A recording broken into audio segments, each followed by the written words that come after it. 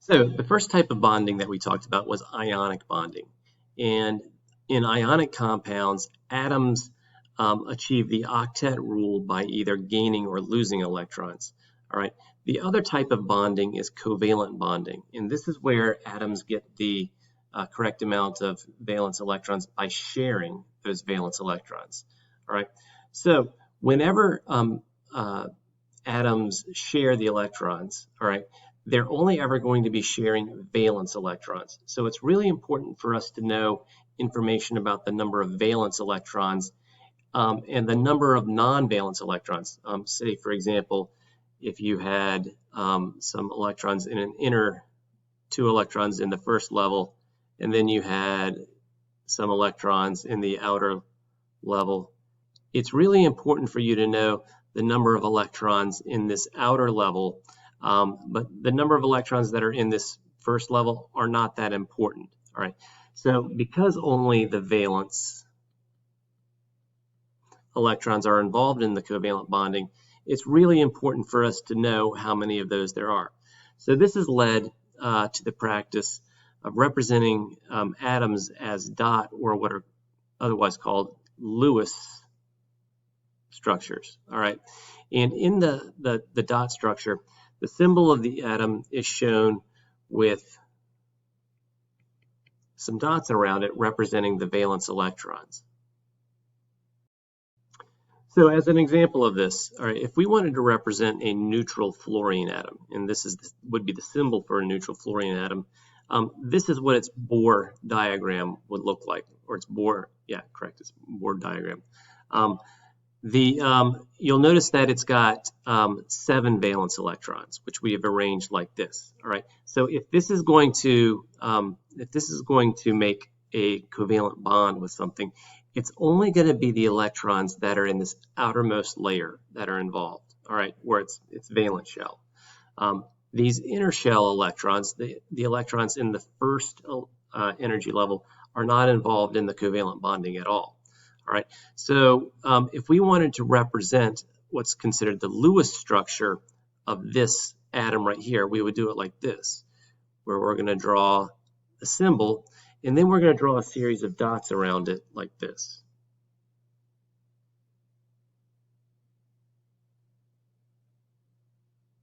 Okay, and so these, I think it's fairly straightforward to see this, how this right here corresponds to this, all right, where these dots would essentially represent these, and you could go around. But the important thing is to have the correct number, all right?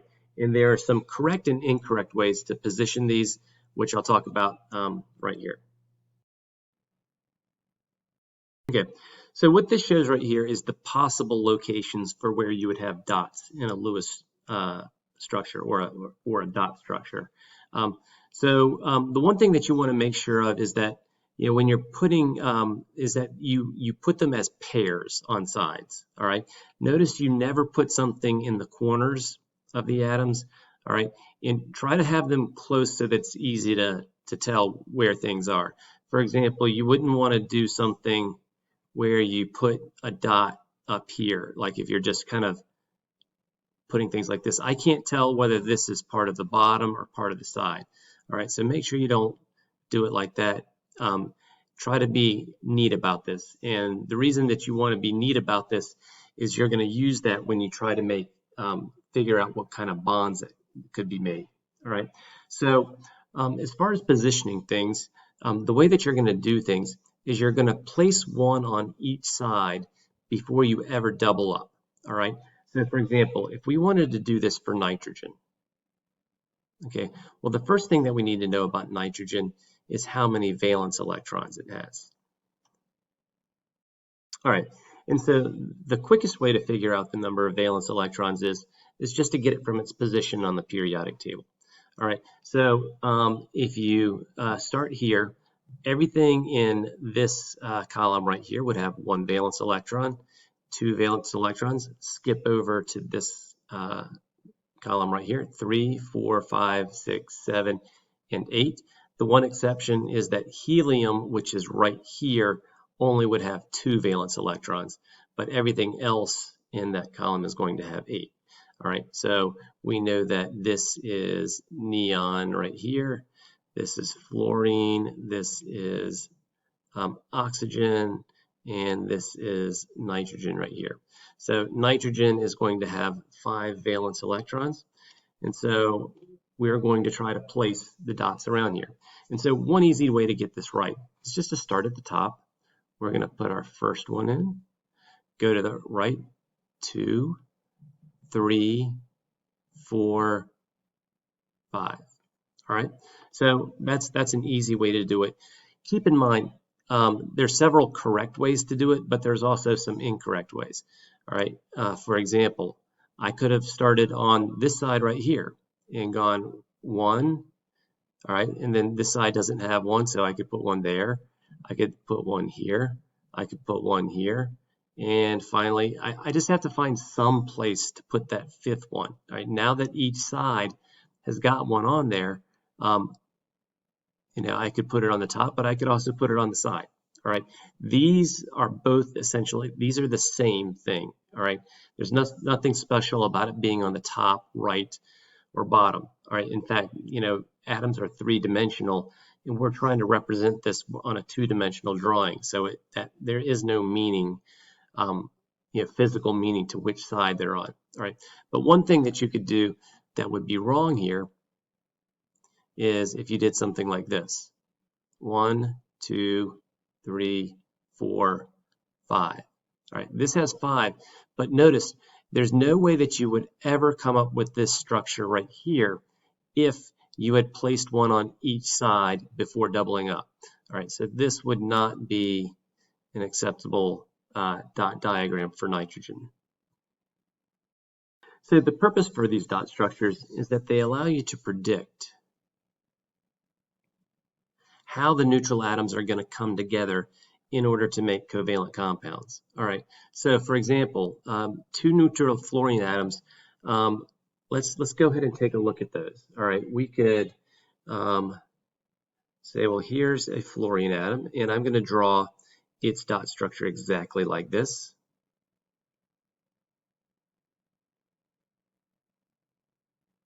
All right, and if you're doing this, I would recommend you still put 1 dot on each side first. You'll eventually become familiar enough with these that you'll know that fluorine is going to have 3 pairs in one side that's got a single dot.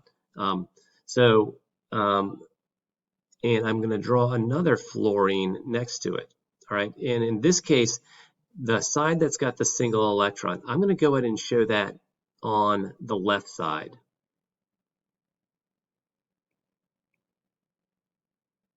All right, and so what you can do is whenever you have these dot structures, sides that have only a single dot tend to have the ability to pair up. All right, and so what we're going to do is we're going to show these 2 fluorines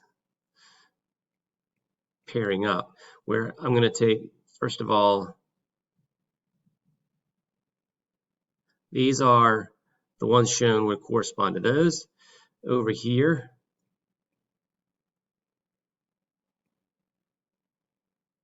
these would correspond to the outer ones. All right, and I went ahead and changed the color of one of those dots right there so you can see where it goes. All right, so essentially these 2 electrons right here are going to pair up to make this electron pair. All right, and that is what the covalent bond is. It's the sharing of those 2 electrons. All right, we'll talk a little bit more about like the nature of what this bond is like in a little bit, but for right now we're just going to get used to drawing these structures, showing how you can pair up these electrons to make covalent bonds. All right, so this right here, just a little vocabulary, these ones on the outside that are not part of the bonding, we call these, those are called either lone pairs, but they're also called unshared pairs.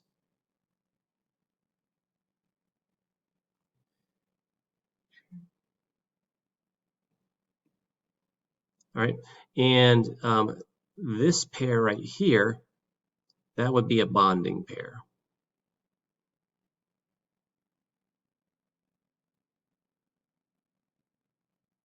All right.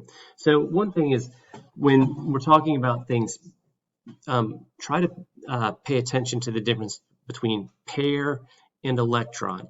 For example, if I were to say, how many electrons does this atom have right here? It would have 7. All right. But if I were to say, how many lone pairs does it have? You would say it has 3 lone pairs. All right. Here's a pair, and a pair. All right. So a pair means 2 electrons. All right. So, so the thing is, whenever you draw a covalent structure, whenever you have a bonding pair like this, you typically represent it as a line. All right, so this would be represented, you can clean this up, and instead of showing this right here, we're going to draw it as a line. All right, and then we're going to go ahead and draw in all of our lone pairs that aren't involved in the bonding. All right, so this is a cleaned up version of this, and we're going to call this a line structure.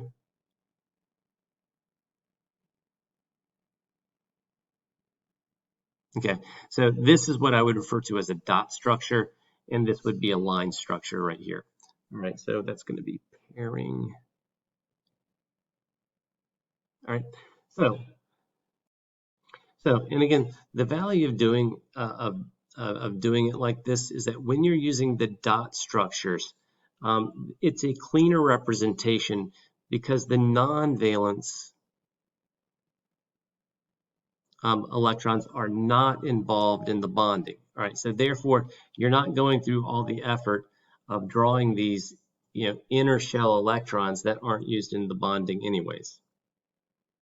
So, the term for a collection of covalently bound atoms is called a molecule, and hopefully, I'm pretty sure you've heard that term before.